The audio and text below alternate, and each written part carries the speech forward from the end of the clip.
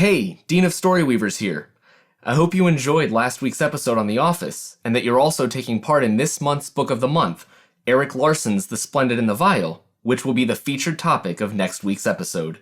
I'm also apparently inadvertently advertising Dark Tranquility in this video. In this week's episode, I interview John and discuss his creative process as an author. The finale of his Nocturne cycle trilogy, The City of Woe, landed on shelves in September.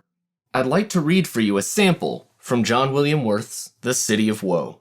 Let's journey into Eduardo's world as he navigates his new home of Nocturne, Maine, and discovers the horrors aren't only supernatural here in this quiet, evil little town. This, and everything after, forever and ever. His crooked smile came back. One of the other boys pulled out a knife. Jackie Boy held out a hand.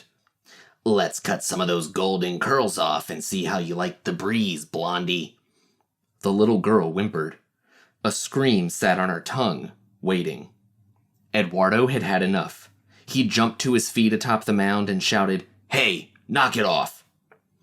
The four bullies whirled around. Jackie Boy stood up like he'd been slapped in the ass, his face a mix of shock and disgust. The little girl's whimper died. She stayed on the ground and, like the others, stared hard at Eduardo. For a few seconds, they were like bandits and a sheriff watching each other from across a deserted street. Except the silence was complete, devoid of animals and even the wind. It was true silence. Man, that Jackie Boy sounds like a jackass.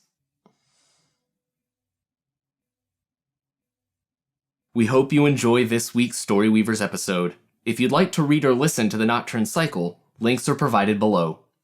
Thanks for journeying with John and I through the conception and creative process behind Nocturne.